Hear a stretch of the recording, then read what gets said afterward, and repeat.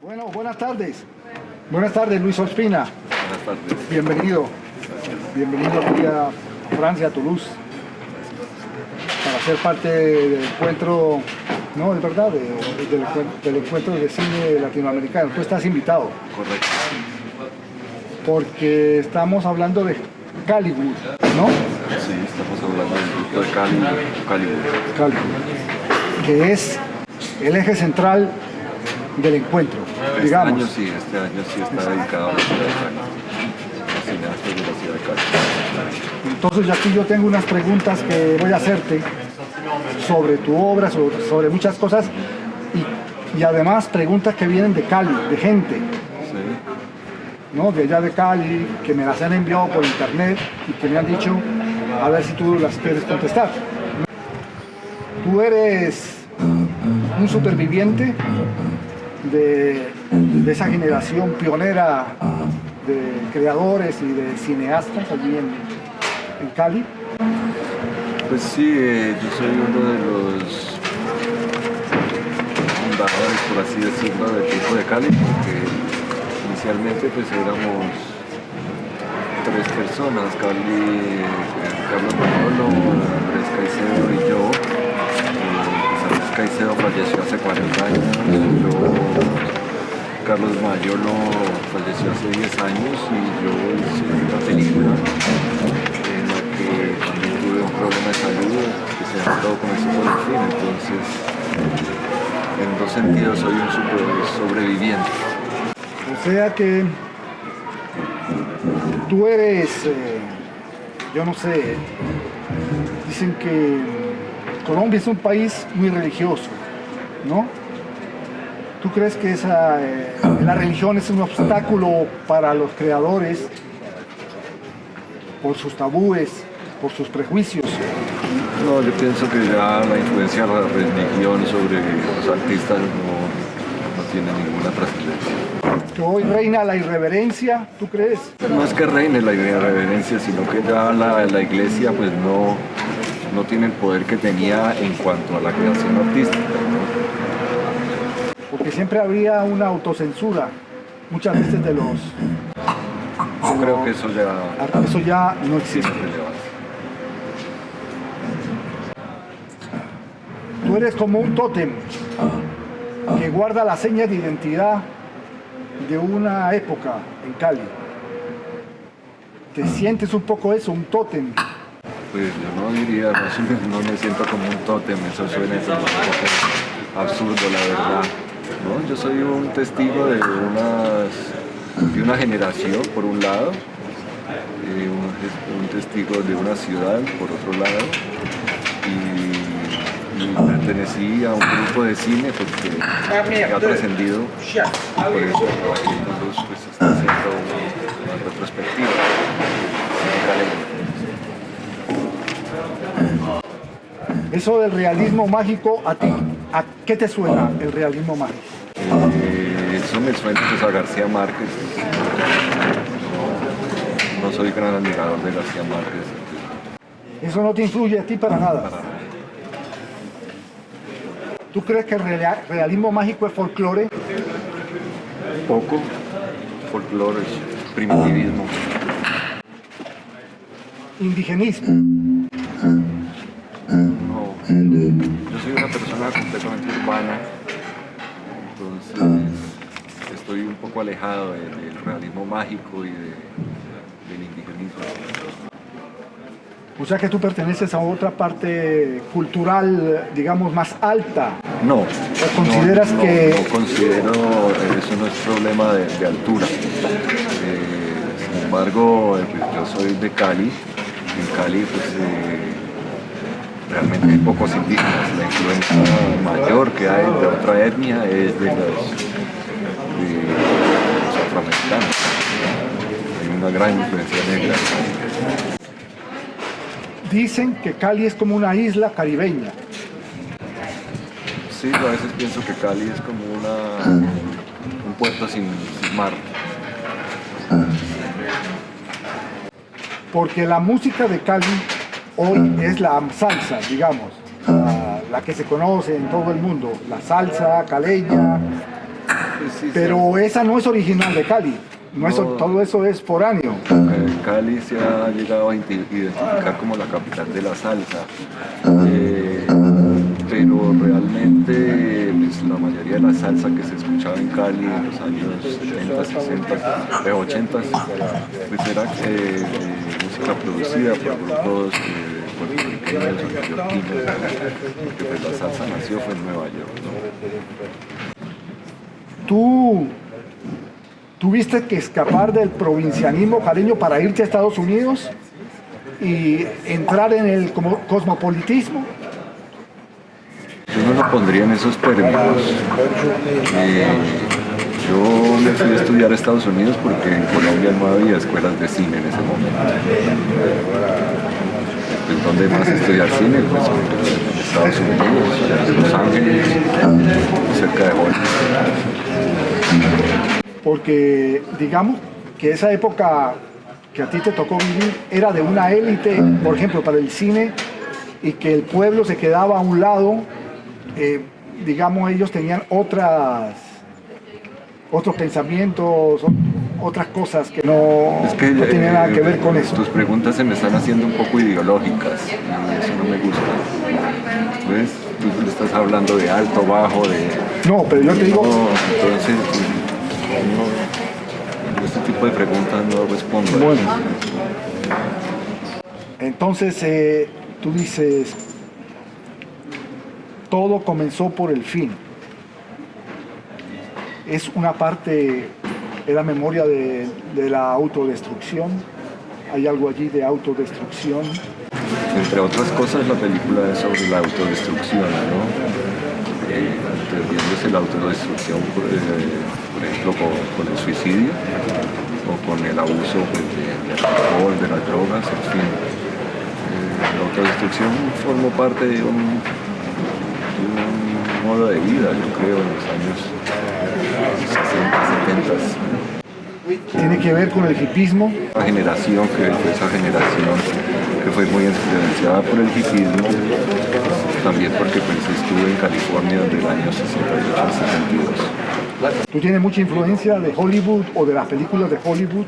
Una influencia, pero sí con el cine que se hacía en Hollywood. Con el cine que se hacía en Hollywood cuando yo crecí, ¿no? El cine al que yo estaba expuesto, pues era el cine clásico de Hollywood de los años 40, 50, ¿no? Son las películas con las que yo crecí, ¿no? Entonces, en eso sí diría que hay una gran influencia del cine de Hollywood, aunque pues ya en los años 60 pues había otras influencias como el cine europeo. Hay que tener en cuenta que en esa época las salas comerciales daban un espectro más grande de cine que la que hay ahora, ¿no? A Cali llegaba, que era una ciudad de su provincia, llegaba así de todas partes, a Berman, Eco, ¿Tú querías filmar tu muerte? ¿Es cierto esto? No, yo no lo he dicho nunca, que yo haya querido filmar mi muerte. Tal vez yo a veces utilizaba una cita de Jean Cocteau. Dijo que la cámara filma, la muerte trabaja. Para ti un teatro es como un templo, un cine es como un templo. Cada cine era como un templo, ¿no? Cada cine tenía una arquitectura especial, decorada. No son todos iguales. Ahora no es lo mismo estar en un multiplex aquí que en Irak o en cualquier parte. Porque mucha gente, antiguamente se iba a enamorar al teatro, al cine, para ver una película. Viendo una película se enamoraban. Pues sí, yo me enamoraba de las estrellas de cine. Pero otros se llevaban su novia allí, ¿no? Claro. La oscuridad ayuda. Sí. O sea, hoy con la era digital, ese cine ha entrado, ¿tú crees que mucha decadencia ya definitivamente? Ese es otro tipo de entretenimiento, ¿no? Tiene menos personalidad en la sala de cine y hay tantas formas alternativas de ver el cine que ya no es como un ritual como era anteriormente. Dice Carlos Saura que que él ve el cine muy consumista, que es igual que ir al cine es como, que comprar una entrada al cine es como ir a un burdel y pagarle a una prostituta para que te complazca. Pues yo diría que eso se aplica sobre todo al cine contemporáneo de Hollywood. Cine de consumo, de estrellas. Tú fuiste el que acuñaste la palabra pornomiseria, o el grupo de Cali, perdón. Carlos Mayor y yo en el 78 terminamos una película que se llama Agarrando Pueblo, y ahí fue cuando sacamos un manifiesto que es la pornomiseria. Y desde eso pues, esa palabra permanecida. Porque entonces la denuncia social, que es parte de los documentalistas que hacen mucha denuncia social, ¿eso también sería pornomiseria? Depende de cuál es la ética de la persona que firma, ¿no? Nosotros no estamos equiparando la pornomiseria a las películas que tratan asuntos sociales. Es la forma en que se aproxima el realizador a esos temas, ¿no? Ya. Explotando a las personas. Pues hay unos que lo usaban para explotar la pobreza como una mercancía, y por eso pues llamamos pornomiseria, así como el sexo se comercializa para hacer dinero. Porque también hay una parte del cine, la literatura, el teatro, que se inspira en la miseria, ¿no? También. Sí, se inspira totalmente. Sigue vigente ese tema. Sí, se inspira mucho en la miseria. Porque también podríamos hablar de la porno opulencia en opuesto. ¿Tú crees que habría una porno opulencia, ese exhibicionismo de los ricos, en este caso muchos en Colombia los traquetos o los capos o la gente que tiene dinero, habría una opulencia para decir, mira lo que yo tengo? Pues yo la verdad no relacionaría la pornomiseria con pornopulencia, no se me había ocurrido. Otra cosa es, por ejemplo, claro, porque dice la obsesión por lo marginal, que había una obsesión no sé si es en Europa o en Estados Unidos, esa obsesión de muchos documentalistas. Era, digamos, más un fenómeno de los festivales europeos y las cadenas de televisión europeas, que era lo que ellos estaban buscando, ¿no? Sobre todo en los años 60 y 70, que estaban tan politizados, que querían películas, por así decirlo, políticas, sobre la pobreza, un poco también para aliviar su mala conciencia. Andrés Caicedo se suicida y se convierte en un mito. Para muchas religiones, como la cristiana, como la musulmana o los judíos mismos, el suicidio es un pecado mortal y ese suicida va al infierno, es despreciado completamente. ¿Cómo es posible que una persona, en este caso Andrés Caicedo, se suicide y se convierta en un mito, en alguien, en un ejemplo? Pues yo creo que es por su literatura, ¿no? Sus escritos, que él se volvió, digamos, inmortal, no se fue al infierno, se fue al cielo de los inmortales. Es una especie de martirio, porque un suicida en este caso no es un mártir, él no es un mártir, ¿no? Porque es un mártir de su época, pienso yo, una persona que estuvo incomprendida en los años que vivió, y eso le produjo bastante. Él es un irreverente, absoluto, claro. ¿Cómo es que empieza él con la admiración a Estados Unidos y luego vuelve a lo local o a lo latinoamericano con la música, sobre todo entrando de los Rolling Stones, pasa de los Rolling Stones a la salsa? Eso... Pues, digamos que todos los que crecimos en Cali en esos años 50 estábamos muy influenciados por Estados Unidos, por el American Way of Life, por su música, películas, todo, pero pues, también, como muchos, fuimos descubriendo que había una cultura local, o que había una música también en español y ritmos diferentes, ¿no? Justamente su novela que vio la música es sobre eso, ¿no? Una persona que cambia de un gusto al otro, cambia de un entorno familiar en el norte a un entorno en el sur, ¿no? Es que es parte Es del... una novela de desplazamiento. Sí, el desplazamiento, que es como decir, un regreso a unas raíces, ¿no? Sí. Que hay en Cali. Porque en Viva la Música él se retrata un poco el eterno adolescente. Sí, yo creo que él en parte sufría del síndrome de Peter Pan, ¿no? Él no quería ser viejo.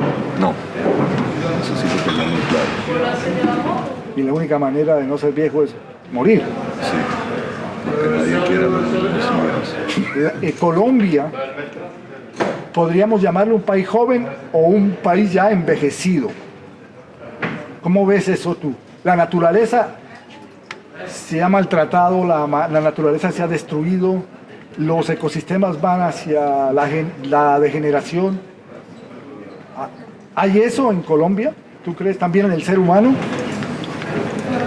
Yo creo que igual todo el mundo, ¿no? Todo el mundo ya está al borde de un abismo, ¿no? Colombia, como dice Fernando Vallejo, no tiene perdón ni redención, que es un desastre sin remedio. No hay posibilidades, no hay una esperanza.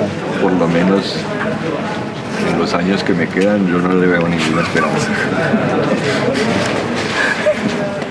Lo que pasa con la naturaleza igual se ha traspasado al ser humano, ¿no? El ser humano también está en un momento de degeneramiento, de corrupción, de mentira, de latrocinio. Pues sí, yo creo que es un problema inherente en el ser humano, ¿no? Si uno va a ver los vestigios arqueológicos, pues siempre está la guerra, ¿no? El asesinato.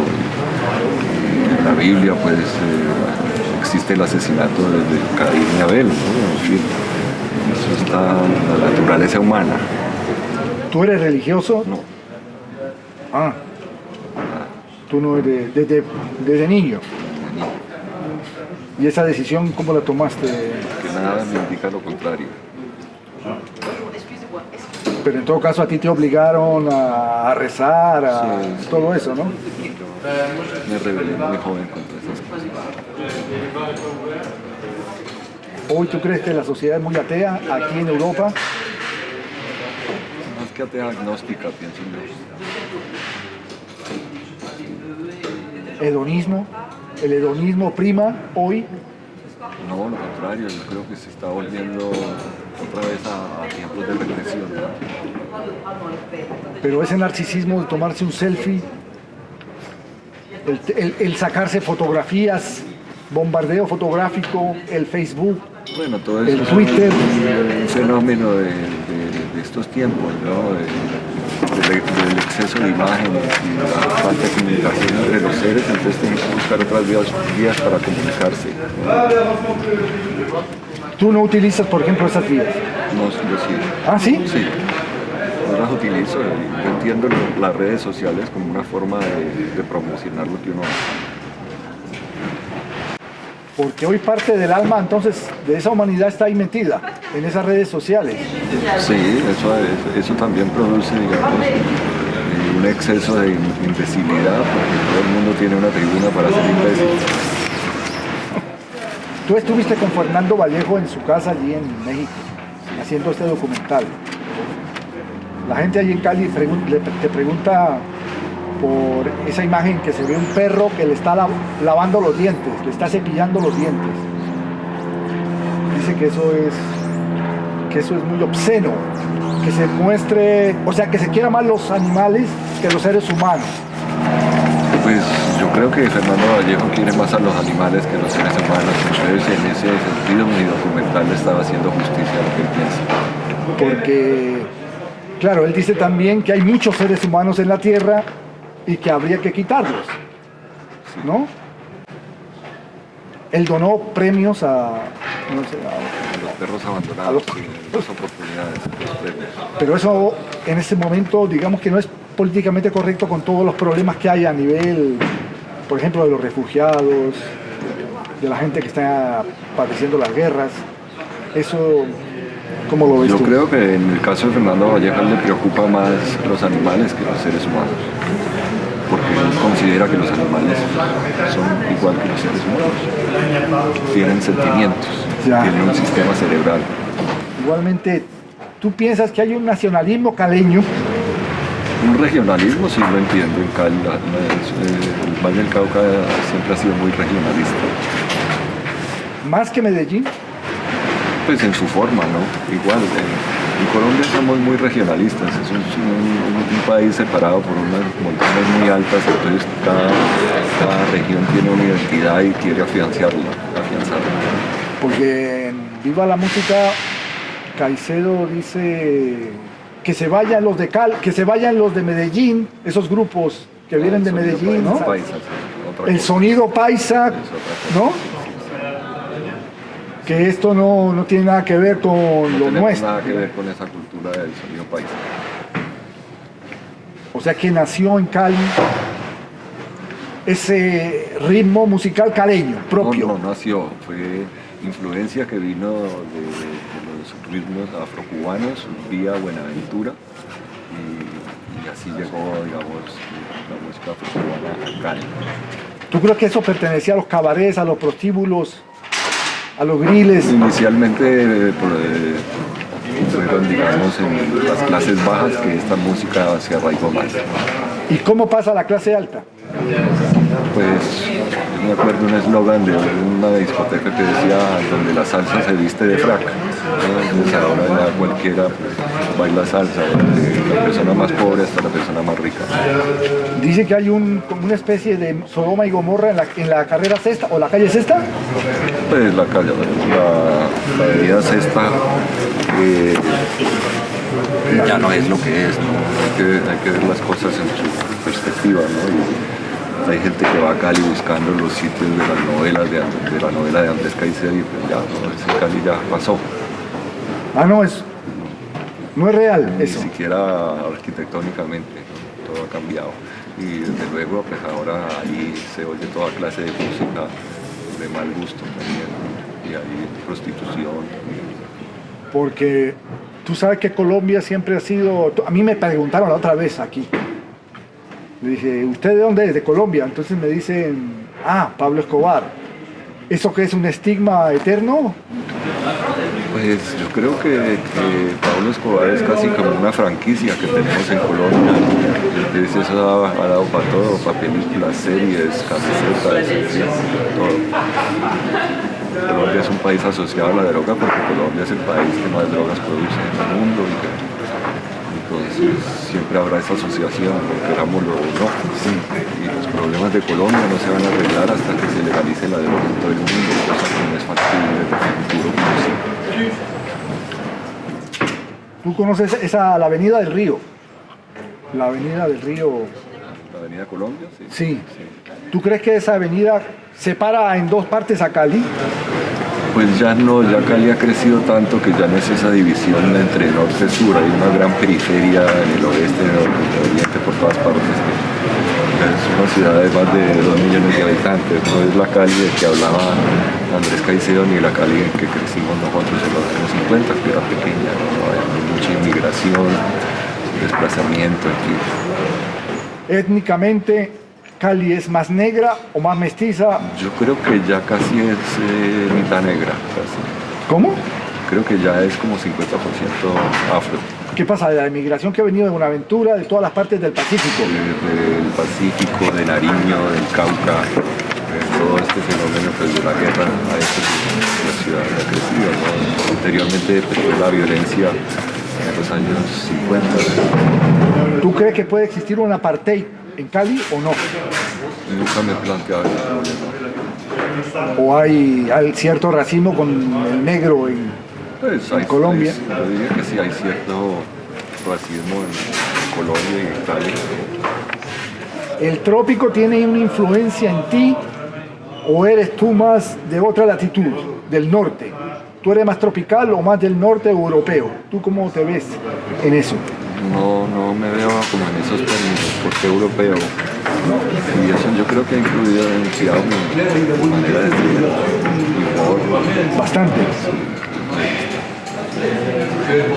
Todo comenzó. Todo comenzó por el final, se va a presentar Por el fin. Por el fin. Eso se va a presentar aquí. Sí. Bueno, una película tan larga, 3 horas y media, completo, ¿no? ¿Eso lo soporta el público? ¿Tú cómo lo ves que lo soporte un público más intelectual?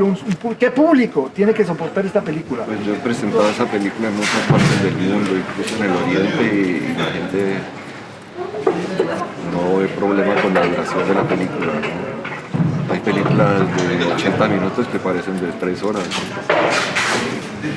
No, porque ahora mismo hay gente que no se aguanta. Y hoy en día, pues, Claro. por ejemplo, el Oscar de Mejor Documental lo ganó una película de 7 horas y media. Entonces, eso ya no, la noción del tiempo en el cine es muy ¿Sí? diferente ahora. La gente se sienta a ver series todo un fin de semana, ¿no? Lo importante es que una película tenga un ritmo. Para que te tenga atrapado. Como en el Tigre de Papel. Sí, es que es una película Tú que hiciste pasa eso. las 2 horas. Claro.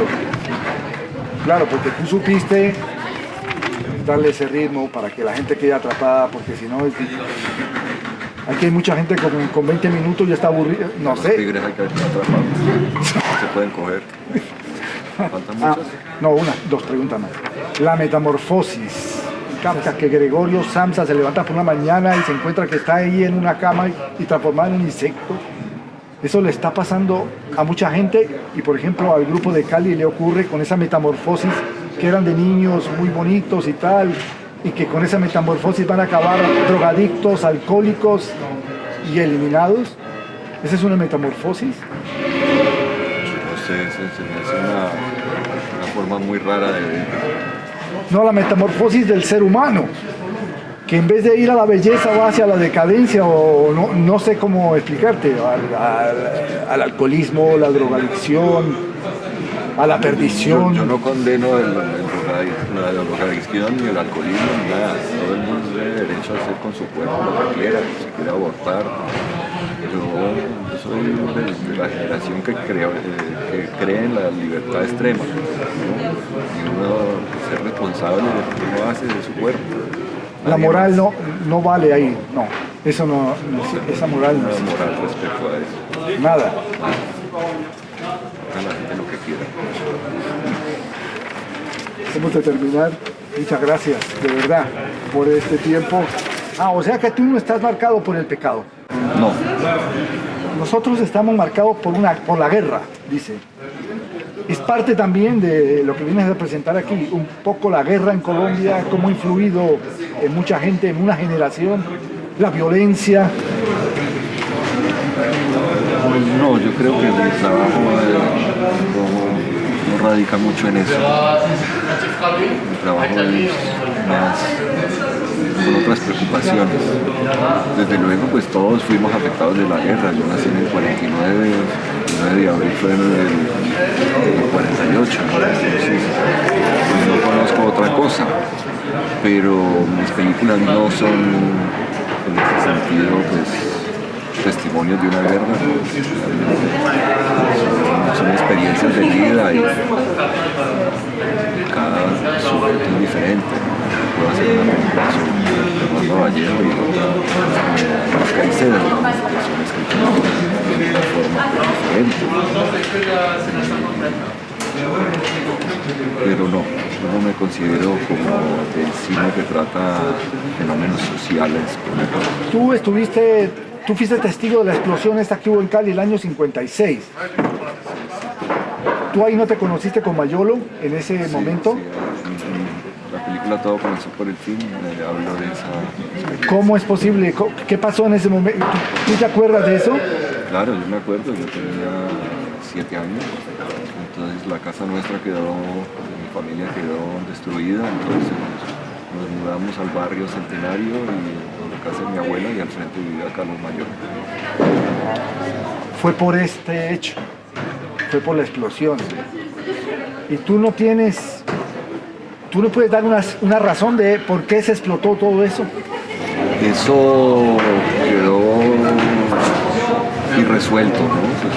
Pues, se dice pues, que fueron unos camiones que venían con dinamita de Buenaventura, los parquearon en la zona roja de Cali. También pues, hay teorías de conspiración, que eso fue el régimen, ¿no? Resulta que fue un accidente fortuito y una decisión pues, muy estúpida de poner eso en el casco urbano podría explotar en cualquier circunstancia, ¿no? ¿Tú estás influido mucho por el sexo o no? En el... ¿Por qué te interesa mi vida sexual? No, en el sexo, digamos, en tu obra, o eso es algo que lo dejas a un lado, o... El sexo. No, pues hablo del Eros y el Tánatos. El Eros y el Combina Tánatos. las dos cosas. ¿Tú crees? Son inseparables. Son inseparables. No se les llamaría al orgasmo la pequeña muerte, como dicen aquí en Francia. Gracias, Luis Ospina, por esta entrevista. Gracias.